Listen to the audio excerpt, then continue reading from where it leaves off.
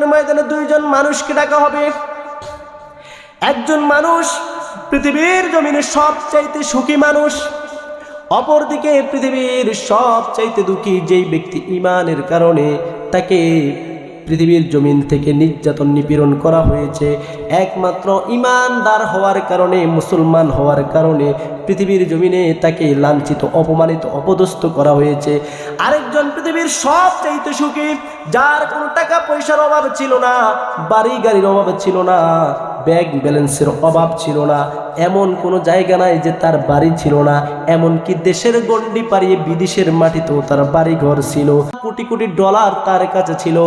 আল্লাহ পাক রব্বুল আলামিন ফেরেশতাদেরকে বলেন, ও আমার ফেরেশতারা, যাও যাও দুনিয়ার সবচাইতে সুখী মানুষটাকে আমার কাছে ডেকে নিয়ে আসো। অপরদিকে দুনিয়ার মধ্যে সবচাইতে লাঞ্ছিত, অপমানিত, ঈমান আনার কারণে যে সবচাইতে বেশি দুঃখ যাতনা লাঞ্ছনা ভোগ করেছে, ঈমানের অপরাধ, ঈমান আনার কারণে তাকে ফাঁসির কাষ্ঠ ঝুলতে হয়েছে, যাও দুনিয়ার সবচাইতে দুঃখী মানুষটাকে আমি আল্লাহর দরবারে ডেকে নিয়ে আসো আজকে। আল্লাহ পাক রব্বুল আলামিনের ফেরেশতারা দুজনকে আনবেন, পরস্পর দুজনকে আল্লাহ পাক রব্বুল আলামিনের দরবারের কাছে আনানো হবে। আনার পর আল্লাহ পাক রব্বুল আলামিন বলবেন, ও ফেরেশতারা, পৃথিবীর সবচাইতে সুখী মানুষটাকে একটু নিয়ে যাও, তাকে নিয়ে জাহান্নাম থেকে একটু ঘুরিয়ে নিয়ে আসো। আর পৃথিবীর সবচাইতে দুঃখী, সবচাইতে লাঞ্ছিত, সবচাইতে যে ঈমান আনার কারণে সবচাইতে কষ্ট ভোগ করেছো, সেই ঈমানদারটাকে একটু জান্নাতের চতুর্দিক দিয়ে ঘুরিয়ে নিয়ে আসো। বলেন সুবহানাল্লাহ। দুজনকেই ঘুরিয়ে নিয়ে আসো দুই দিক থেকে। একজন ঈমান এনেছে, অপরজন পৃথিবীর জমিনে ঈমান আনে নাই।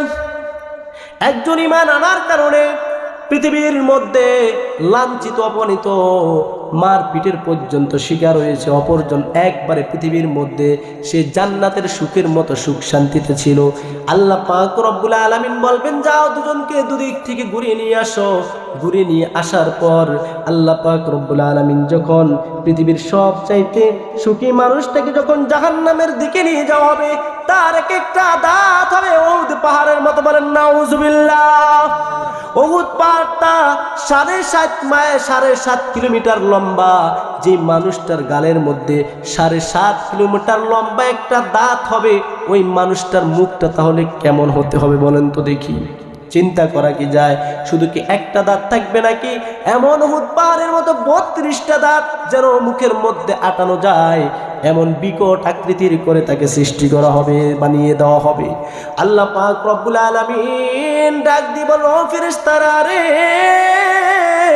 যাও যাও তাকে জাহান্নাম থেকে নিয়ে একটা ঘুরিয়ে নিয়ে আসো, একটা চুপ দিয়ে নিয়ে আসো।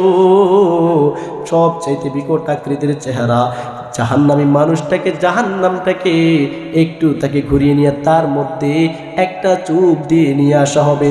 আর পৃথিবীর সবচাইতে দুঃখী মানুষটাকে, জান্নাতটাকে চতুর্দিক দিয়ে ঘুরিয়ে নিয়ে আসা হবে। আসার পর পরস্পরকে আবার পাশাপাশি আল্লাহ তাআলা দাঁড় করাইবেন। দাঁড় করানোর পরে এবার আল্লাহ পাক রব্বুল আলামিন ডাক দিবেন, ও পৃথিবীর সবচাইতে সুখী মানুষ, আজকে আমি আল্লাহর কাছে তোমার দুনিয়ার জীবনের একটা সুখের কথা দেখি আজকে বলো।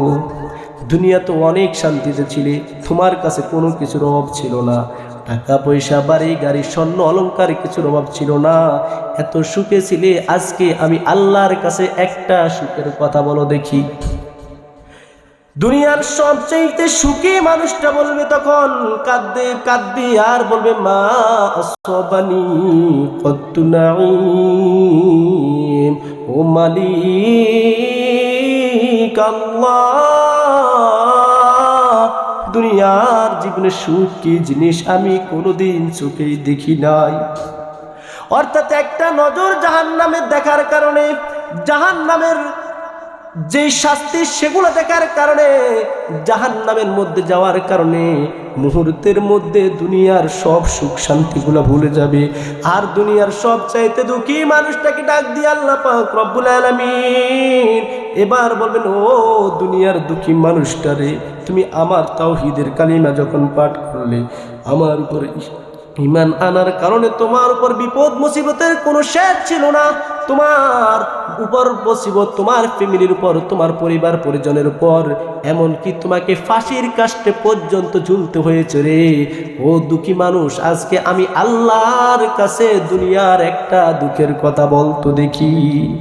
আল্লাহ পাক রব্বুল আলামিন যখন জানতে চাইবেন দুনিয়ার একটা দুঃখের কথা আমি আল্লাহর কাছে বল, তখন ওই দুনিয়ার দুঃখী মানুষটা বলবে, মা আসাবানি কত্তু দুররান আও বালাগ, ও মালিক আল্লাহ, দুনিয়ার জীবনে আমি কোনোদিন কোনো দুঃখের মধ্যেই ছিলাম না। বলেন সুবহানাল্লাহ, আরো জোরে বলেন সুবহানাল্লাহ। আল্লাহ পাক রব্বুল আলামিন বলেন তাওহীদের উপর ঈমান আনার কারণে ওই ব্যক্তিটা একটা নজর জান্নাতকে যখন দেখবে, জান্নাতের নাজ নিয়ামতগুলা দেখার কারণে দুনিয়ার সত্য সৎ সকল কষ্টগুলা, সকল দুঃখগুলা মুহূর্তের মধ্যে ভুলে যাবে। বলেন সুবহানাল্লাহ।